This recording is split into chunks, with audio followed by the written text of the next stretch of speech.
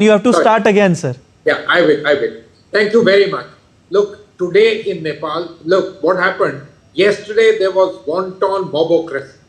That's when the political leaders were humiliated, there was torching of buildings, etc. The day before that, the government had taken such hard action. Young people were killed, some 22 odd people were killed in Nepal, in Kathmandu, something which has never been witnessed in that country. Let me tell you, it's a very different country from India. Okay. Spite of what we think and so on, and never in Kathmandu, never among the Pahari communities, etc. This is not the Pradesh. Let's understand that particular aspect. So last night, the army came out and said, appeal for calm. Even the Gen Z leaders appealed for calm. And today, you know what the reports are? Many people are turning around and say the same guys who were walking the streets yesterday were today with brooms trying to clean up the place. That's Nepal for you. And as your correspondents noted, this is happening in Kathmandu. She used the expression, all looking kind of good, safe, and so on. Yeah. It will happen in the rest of Nepal also. It takes a little bit of time for the message to travel, nothing else to it. Talking about the army. Look, it's General Singh, and if you don't mind my telling your reporter is not Ashokji. Okay, General Singh is the Chief of Army Staff of Nepal, and it's important to understand what we are saying. The Nepalese army is, of course, like any other country in the world, but particularly so in small countries, an important bulwark of security. Of course, the last bastion of security. And what happened yesterday, did they allow things to go around? Perhaps they did. There's a playbook from Sri Lanka, isn't it? Let a little bit of steam out, because what else do you do? If you take hard-headed action, it will inflame the people, the situation will go out of control, you won't be able to do anything. I understand, Ambassador Puri. I clearly understand what you're trying to say. But my question is that, in your assessment, what is the core reason of these protests? Because social media ban was certainly not the only reason of these protests. No, so just please understand what I'm trying to say to you. Look, the social media ban was the thin end of the wedge. In Nepal, you know, the country has changed a lot in 30 years. It's a country very exposed to Western ideals. It's a country exposed to liberalization. Post the Maoist insurgency, there are a lot of NGOs, churches, etc. So activism is an inherent part of the way that society has changed. Plus, they are very connected to the world. 20% of Nepalese population lives overseas, huge amount of remittances, and so on. The Nepalese government, on the other hand, very strong. 3 people have been prime ministers for the last 10, 12 years. For the last year and a half, the 2 major parties came together in a grand coalition. And after that, they said, we've got 2/3 of parliament. What's the need of even having your finger on the pulse of the people?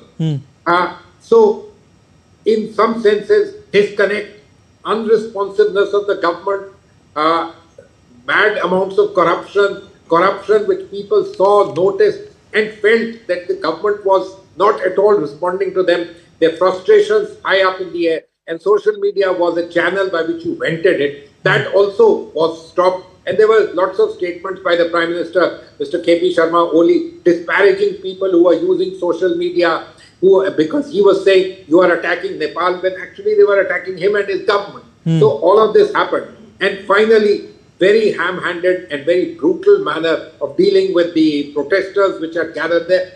No doubt that the protesters also indulged in some degree of violence. They were perhaps instigated by different people too. But it's for the government to be able to act with maturity and to take situations account so that they don't get. They went out of hand, and the net result, a government which seemed invincible just the other day, fell literally one day to the other, or literally 1 minute to the other. Mr. Oli saw the writing straight on the wall. He had no choice in the matter. Ambassador, you mentioned corruption. The protesters, are somewhere alleging or have alleged in the past that their hard-earned money is being misused by the kids of top politicians. Your reaction on that? There seems to be a Nepal youth versus Nepo kids kind of a scene.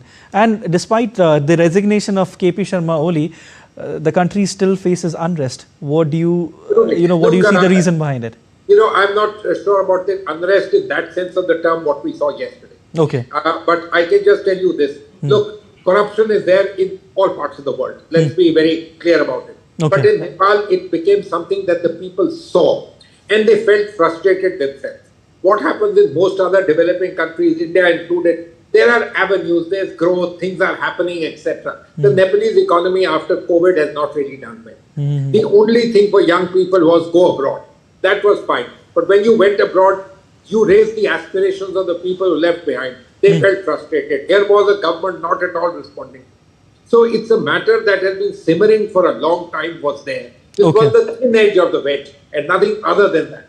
But ham-handed handling, in my opinion, was responsible. But the reality is that this was a government which was absolutely unresponsive to its people, and it has paid the price for it in a rather unfortunate set of manner with violence and so on. Certainly something which doesn't give credit to Nepal and democracy. But on the other hand, we hope that through this there will be revitalized democracy in Nepal.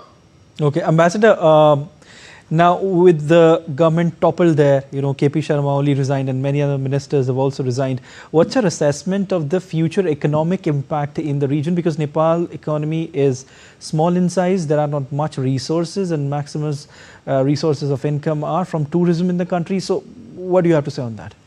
Difficult. Look, it's very easy to be frustrated, to take out your anger and be critical. So you've got the head of the government's head, you've got retribution given to you. But is there a magic wand that Nepal will become Switzerland tomorrow? The answer is no. And this realization is a difficult realization to dawn when you think that you've gone out to achieve something. So the situation is going to remain very difficult, dire, not easy to handle. And so how will the country deal with it, sir? How do you think the country will deal with the economic crisis? Great deal of difficulty. You mentioned tourism. Think about it, that even if I say that things are returning to normal, will somebody from USA or even from India travel to Nepal? He'll think twice. He'll say, what? There is unrest there. It takes 6-8 months for people to stabilize each and every one of these things. Tourism goes. You don't have much of an export. You are a country dependent on remittances. So what is the state of play? Is the global economy booming? It isn't. So your remittances are also at a standstill. Very difficult situation for them and requires dexterous handling. My understanding is that what will come out of all this is a kind of techno bureaucratic political kind of government. Some elements of, let's say, the Chief Justice or someone like that, apolitical but with a bit of a stature leading it, some Gen Z, some other untainted politicians, some bureaucrats, etc. So this kind of an interim arrangement to try to take things forward.